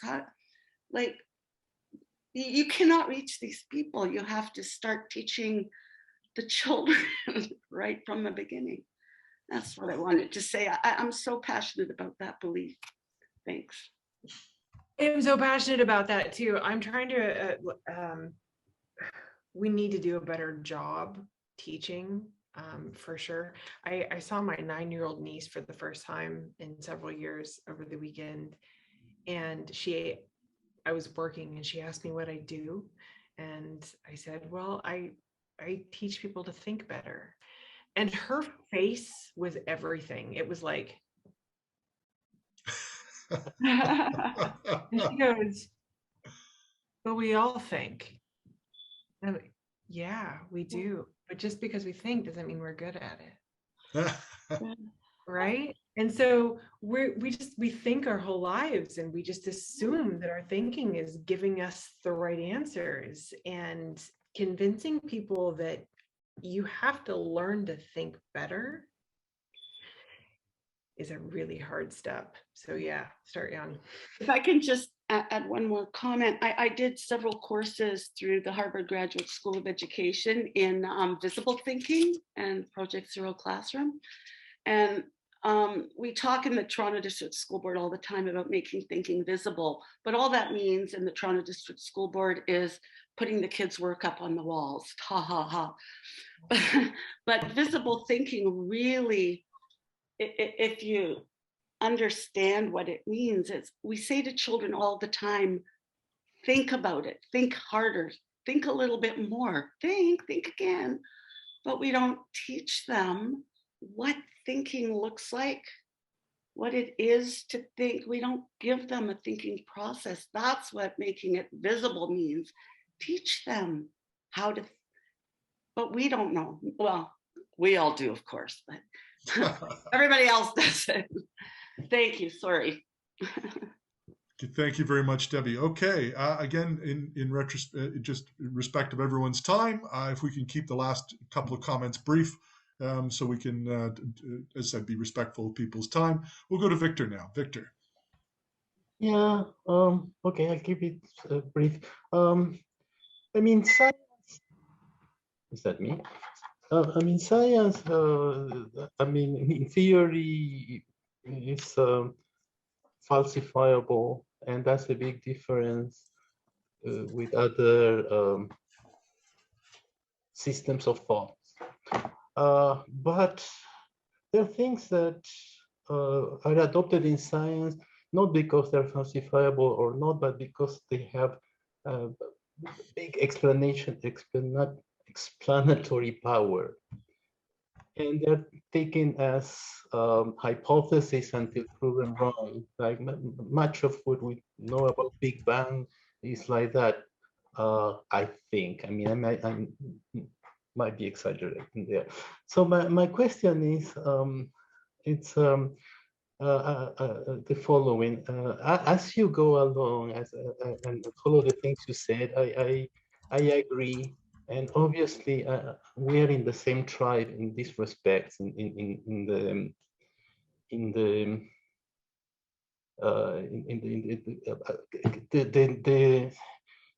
how easy is it to fool ourselves into. I mean, I do have an appreciation of how easy it is to fool ourselves in that we are right.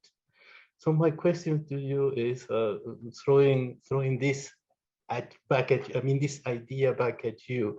Are we doing like kind of a mental yoga that we're doing this because it's good for us? Or are there any experiments that justify some of the claims you made? I mean, I know that in terms of the confirmation bias and that sort of things, there have been psychological tests.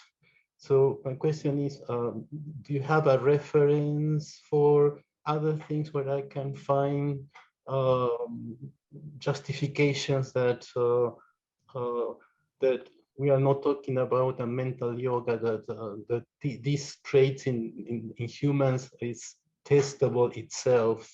The fact that we tend to be untestable. Like, is your web page a good place to look at? I just mark it for later. I haven't been there, so maybe the answer is everything is there, and then I'll shut up. And I guess in any case, I'll shut up. Thank you very much. I'm not entirely sure I understand your question, but let me try. So in science, a theory is something that is well supported, that has yet to be proven false, that has high predictive power and explanatory power. So basically, it's useful. It's the foundation of knowledge that can spin further hypotheses and further testing. And hypotheses that, or theories that have ample evidence are at this point really unlikely to be fully disproven, although they could be altered, and they probably will be. As for, if I'm understanding this right, like of what I told you today, what might be wrong, it might be. And we might learn in the future that that, well, you back up. No, Yeah, go ahead. Where's this coming? So I was asking if it is, well, I guess it is a way of asking if you are wrong. Yeah, I guess it is. Yeah, okay, fine. If you answer that question, that's my. Yeah, I mean, it might be. Some of the concepts have significantly more support than others. Like, for example, confirmation bias has lots and lots of support. The dual processing theory, like the elephant and the rider, or system one, system two, is a drastic oversimplification, I would say, although it did win Kahneman a Nobel Prize. Could it still be altered? Probably. The idea of heuristics and biases almost certainly will withstand the test of time. Dunning-Kruger effect is under a bit of reproducibility right now. It is probably holding up, but it is being it's being tested, as it should be.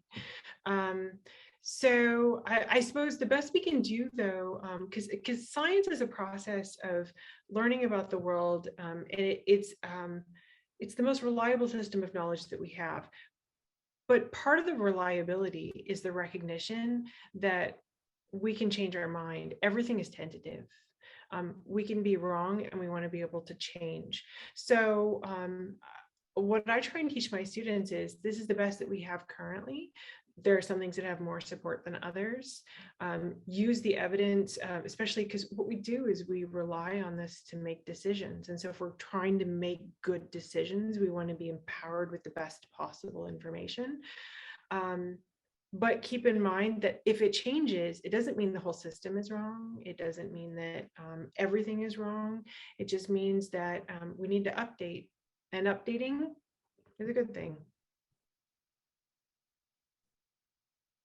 Okay, thank you very much. Thank you to Victor, Charles, and then Paul, and then we'll go for the wrap up. So Charles. Hi. Okay. Quick question, Melanie. When does using the tool, the street epistemology or the Socratic method to the person or the interlocutor becomes a harmful tool? I mean, what if the person that we wanted to apply the SE method is already deeply rooted? The church gave them a false hope of giving after death, they would have a place of bliss. It's like they exist in the matrix bubble.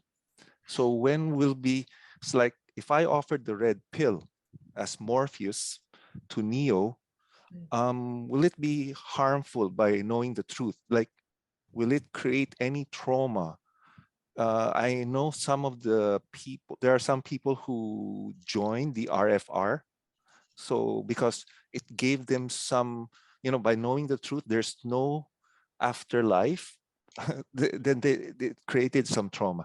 So if so, how do we determine to whom do we just apply that it won't create harm, and this person is resilient enough or strong enough to accept the truth, and we promote critical thinking to this person? Thank you. Yeah, that's a really good question. First, I would never use street epistemology to try and change someone's mind. And when using a methodology like that, always ask for permission first. Make sure that the person that you're speaking with is willing to do the exercise. If there's any hesitation, that it's not going to be effective, and it might even backfire. So start up front with, establish a good rapport by making sure that you have permission. It should be a tool. It's not a weapon. As far as knowing whether they're strong enough or not, I mean, I suppose it depends on what question you're using. Like the question of whether there's an afterlife or not, that's a particular question that one might use street epistemology to answer. There's a myriad of other questions one could use as well. And I might encourage starting with something that's less like really potentially bothersome for people. So start with something a bit lighter and maybe work there, but make sure that you have permission to do so. I might also like, because I don't think, if somebody, I struggle with this. My mom is one of those people that I constantly go back and forth with on this kind of thing. My mom has visited a medium to talk to my grandma and my dad. And part of me is absolutely furious that someone would take advantage of her. But I don't know that the medium is actually taking advantage of her. Like maybe the medium actually believes it. I also know that it gives her some level of comfort. And so is that bad for her to have that comfort, even if it's from something that's a false belief like that? I mean, I don't really know. So I use my relationship with her and try and establish a connection, and also just let her know, with my own particular beliefs, I don't believe there's an afterlife. That doesn't mean this world is any less beautiful. Actually, I think that means that we need to do all we can to make sure that this particular life that we live is in the best possible way, and that we treat people the best way that we can, right? Without the potential hope for an afterlife. So I think it depends on a lot of possible factors. Absolutely. Thank you. Thank you. Thank you, Charles. And we'll go to Paul Kaplan for last comments or last questions. Paul. No, just a clarification, Melanie. Danny Kahneman won the Nobel Prize in Economics in 2002 for his work in behavioral economics, where he took things from psychology and applied them to economics. The book Thinking Fast and Thinking Slow, where he describes System 1 and System 2, which does summarize previous research, but that was published in 2011. Yeah. I'm sorry. He's an economist, and he won it with Tversky. Actually, I don't think Tversky won. No, they won it to Tversky passed. Tversky had passed away by the time he got the Nobel Prize. So he got the work he did jointly with Tversky. He got the Nobel Prize for. Tversky was mentioned, but he passed away already. But then it was 9 years later that he published this book, Thinking Fast and Slow, where he talks about System 1 and System 2. I think it's really fascinating that I'm quite happy actually that economists are finally catching up with the idea that humans are not rational creatures. Yes. Fantastic. Yeah. Fantastic. Thank you for that clarification. And I wanted to leave one other resource with you because it kind of came up in my mind, and I think you all might like it. If you're not aware of You Are Not So Smart with David McRaney, who has a new book coming out this summer. I've had a chance to look at it. It is How People's Minds Change. I'm getting the title wrong, but it's basically about that. But How Minds Change, something like that. I strongly recommend it. And his podcast is wonderful. And what was his name again? David McRaney. Oh, David McRaney. Okay. Yeah, and the podcast is called You Are Not So Smart. Yes. Yes. It's a great name. That is such a good name. Yeah, You're Not So Smart. Okay, well, again, thank you. Let's open up our mics now, please, and give a proper old-fashioned round of applause for Melanie Trecek-King today. Thank you so much for having me. This was so much fun. I appreciate everything that you're doing, and thank you so much for hosting me. And Dan, it is so nice to meet you in person.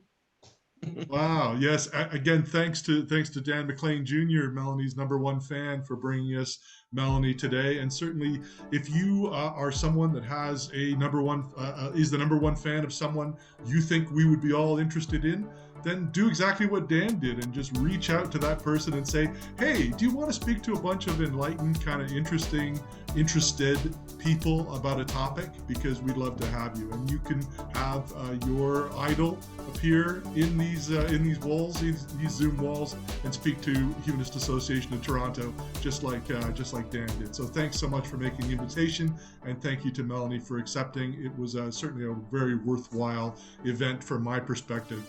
And I loved Dan's comment that I'm going to use from now on, talking about these issues.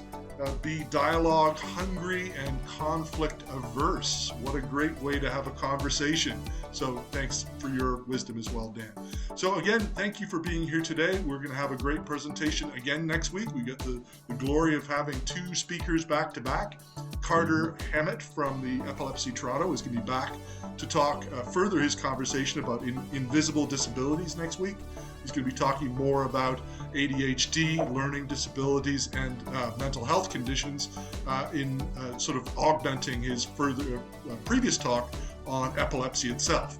So this will be a very interesting presentation. Be with us next week and we can have that discussion. And then after that, we've got dozens of wonderful speakers and topics all laid out for you. So come back here every week, 11 o'clock till 1 o'clock for another great forum. So thanks so much for being here today. And it's been a pleasure. Have a wonderful weekend wherever you are.